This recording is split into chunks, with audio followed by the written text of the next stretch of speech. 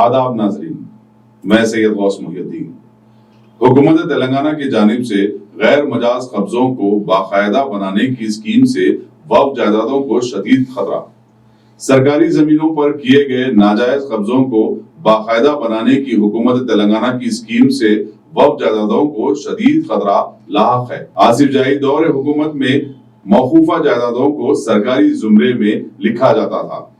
हैदराबाद दक्कन के भारत में जम होने के बाद रेवेन्यू डिपार्टमेंट का कयाम अमल में आया, जहां वक्फ जायदादों को गलत तर्जुमानी की वजह से गवर्नमेंट लैंड करार दिया गया था। हालांकि वक्फ रिकॉर्ड कुछ और ही साबित करते हैं। इस मसले पर मजीद तफसीलात के लिए आइए देखते हैं रुकन वक्फ बोर्ड सैयद बंदगी पाशा कादरी का हकायक पर मबनी बयान। धरानी पोर्टल की तरफ से वक्फ बोर्ड को क्या नुकसान हो रहा है? देखिए, धरनी पोर्टल एक डिजिटलाइजेशन ऑफ रिकॉर्ड है, इंटीग्रेटेड रिकॉर्ड सिस्टम गवर्नमेंट ला रही है। वो तो आना था, नीड ऑफ द आवर है, क्योंकि ट्रांसपेरेंसी ऑफ रिकॉर्ड होगा तो आप फॉरेन इन्वेस्टर्स हो, स्टार्टअप कंपनीज हो, उनको जो है रेवेन्यू रिकॉर्ड ट्रांसपेरेंट रहेगा तो इन्वेस्ट करेंगे, अपने वेंचर्स उसके ऊपर जो है फ्लरिश करेंगे। After the fag end if they come to know this is a Waqf land, there will be hue and cry. तो Dharani portal is a need of the hour. The honourable chief minister has taken a very good decision. मगर Waqf board जो है अपने record को update करना, reconcile करना revenue records में, क्योंकि एक जमाने में उमूर मजहबी जो महकमा निजाम सरकार के कंट्रोल में था, वहां पर more than 50% properties has recorded सरकार and that has termed as सरकारी। तो it's a big rectification of record, bona fide clerical error I can say. तो उसके लिए जो है आप 2018 में रिकॉर्ड रूम को बंद करें और दैट 30 डेज के लिए बोले, आज तक रिकॉर्ड रूम नहीं खोले, जिसकी वजह से जो है लीगल सेल को भी हासिल हो रहा है और court, different court of law में जो है जब प्रोड्यूस करना पड़ रहा है, रिकॉर्ड तो नहीं रह रहा। तो धारनी में भी रेवेन्यू ऑफिशियल्स को रिकॉर्ड अगर प्रोड्यूस करना होगा तो हमारे यहाँ हर डिस्ट्रिक्ट में एक इंस्पेक्टर ऑडिटर वक्फ होता है, उसको रिकॉर्ड देने के लिए रिकॉर्ड रूम का खुला होना बहुत जरूरी है। अगर रिकॉर्ड रूम ऐसी बंद रहेगा तो there will be irreparable loss to the Waqf properties, और हो रहा है अभी। तो द मोडस ऑपरेंडी इज, आप देख रहे हैं कि कोर्ट में से बारहा जो है बिकॉज ऑफ एम्बिग्यूटी 6A जो गजेट है डेटेड 9 फरवरी 1989 की, वो सेट असाइड हो रही है। और बात जगह पर तो it's appears to be big ambiguity, oversight दिख रहा है, क्योंकि the petition of the council is for a particular institution and whereas the judgment says the set aside of the entire gazette. तो there may be some typographical error in fair copy draft होने में, या may be oversight है, अगर जो भी है, मगर उसको तो हमको करेक्शन के लिए अप्रोच होना चाहिए हायर कोर्ट को, और वहां पर ही फुल बेंच पर अप्रोच होकर उसको जो है रेक्टिफाई कराना चाहिए, वरना जो है will be big loss. The 6A gazette में जो है काफी सैकड़ों एकड़ प्रॉपर्टीज दर्ज है और इसी में हम बड़े बड़े केसेस हार रहे हैं। तो लैंग्वेज का भी मामला उसी में है। तो ऐसा क्यों हो रहा कि 3 बार मुख्तलिफ केसेस में ये गजेट को सटासेट किया जा रहा है? देखिए, आपके वकला क्या कर रहे हैं, लीगल सेल क्या कर रहा है इसके ऊपर? देखिए, मेरी तो वक्फ बोर्ड में एक 4 महीना हुआ है नया आपके बोर्ड में मैं आया हूँ।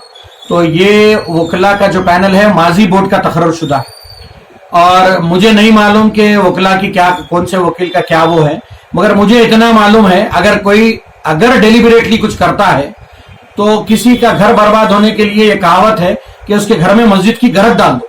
तो ये अल्लाह ताला की प्रॉपर्टी है, अगर कोई वकला अगर नाहिली कर रहे हैं तो वो जवाबदेह है, मगर मैं नहीं बोल सकता क्योंकि I don't have any proof for that. मैं यही बोल रहा हूं कि आपको रिकॉर्ड रूम का होना इस बात से है कि कोर्ट जो पॉइंट आउट कर रहा है कि सर्वे जो होता है, जो भी इंस्टीट्यूशन का सर्वे होता है, before notifying a gazette there is a system of notice.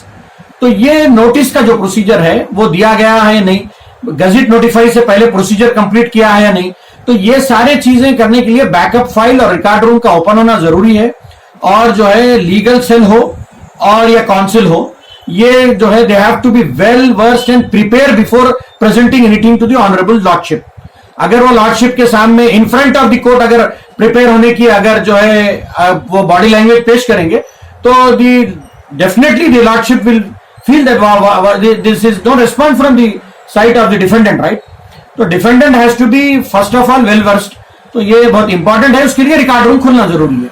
Record room से जो है रिकॉर्ड प्रोड्यूस होना है, देना है और रिकॉन्सिलेशन होना है रेवेन्यू रिकॉर्ड में। क्योंकि 1996 में ऑलरेडी जब सुधीर साहब जो प्रिंसिपल सेक्रेटरी रेवेन्यू थे, उन्होंने ये ऑर्डर जारी करा था कि रेवेन्यू से मेमो दिया था कि आप लोग जो है अपना वक्फ रिकॉर्ड लाके रेवेन्यू रिकॉर्ड को रिकॉन्साइल करा लें। और उसके लिए हमको कैडर स्ट्रेंथ चाहिए, इंप्लॉइज चाहिए, वक्फ बोर्ड का कैडर स्ट्रेंथ होना जरूरी है। हमारे यहाँ जो है डेली वेजेस इंप्लॉय 500 रुपए पे काम कर रहे हैं, जबकि एक मेसन की मजदूरी 1200 रुपए है। उनको हम इमीडिएटली उनको स्केल देना चाहिए। वो फुल टाइम वर्क कर रहे हैं दूसरे एम्प्लॉइज के साथ। एक आदमी 70,000 उठा रहा है, उसको वही पे मिल रही है। एक आदमी जो है वो वही काम कर रहा है, 500 रुपए उसको मिल रही है। आर्टिकल 3114 ऑफ कॉन्स्टिट्यूशन देखिए क्या बोलता है। सब इसमें जो भी जरूरत है, वक्फ रिकॉर्ड रूम तो खुला है, आप बोल रहे हैं बंद है, ऐसा क्यों? भाई आपको रिकॉर्ड रूम सील हुआ 2018 में, आपको पूरा मालूम है। ये तो जो है ओपन बात है। उसके बाद तो ऑफिशियली रिकॉर्ड रूम तो नहीं खुला।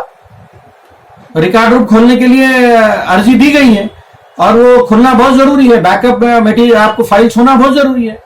और जो है आपके सर्वे कमीशन जो है वो ठप हो गया है। असदुल्ला साहब को सर्वे कमीशन बनाया गया था, आज भी जो है वो ऑफ द रिकॉर्ड इंचार्ज है, मगर उनका कोई एक्सटेंशन ऑर्डर नहीं हुआ। वो वजीर दाखिला की पेशी में ओएसडी की हैसियत से या पीएस की हैसियत से काम कर रहे हैं और उनका एडिशनल चार्ज था वक्फ कमीशन सर्वे। वो बहुत इंपॉर्टेंट महकमा है, वहां पर रिकॉर्ड है, सेकंड सर्वे, फर्स्ट सर्वे, और वो जो है रिकॉर्ड को जो है वो करना चाहिए। एडेंडम्स ऑफ गजेट्स और जो है एराटा ऑफ गजेट्स का काम को जो है तेजी से एनफोर्स करना चाहिए। आप एज ए मेंबर क्या अब एक लॉ ऑफिसर्स की मीटिंग लेके सारे मामला को डिस्कस किया जाएगा? देखिए आप, day to day affairs is the executive action of an executive officer. The chief executive officer का काम है ये करना। हम लोग तो जो है जब एजेंडे में कोई चीज आती है, महीने के खत्म पर जहां पर भी एजेंडा जमा होता है, तो हम 7 डेज बिफोर वो सर्कुलेट करेंगे एजेंडा नोट, मीटिंग होंगी, जो मैटर एजेंडे पे आया वो डिस्पोज करना है। अब पॉलिसी मैटर्स के लिए हम जो भी तकालीफ है वो पेश कर रहे हैं, मगर वो भी खासी विश्वास से हैं कि वो एडिशनल चार्ज है। जब तक फुल टाइम सीईओ नहीं आएंगे, वो बड़ी जिम्मेदारी है उनके, वो डायरेक्टर हैं, वो डायरेक्टर रैंक में है, वो माइनॉरिटी वेलफेयर के डायरेक्टर हैं तेलंगाना स्टेट डिपार्टमेंट के। उनको ये एडिशनल चार्ज दिया गया है सीईओ वक्फ बोर्ड का। हमको फुल फ्लेज सीईओ वक्फ बोर्ड जब आएंगे तो जाहिर बात है कि हमको जो डे टू डे अफेयर्स में जो प्रॉब्लम्स हो रहे हैं उसको हम बखूबी एग्जीक्यूट करवाएंगे उनसे।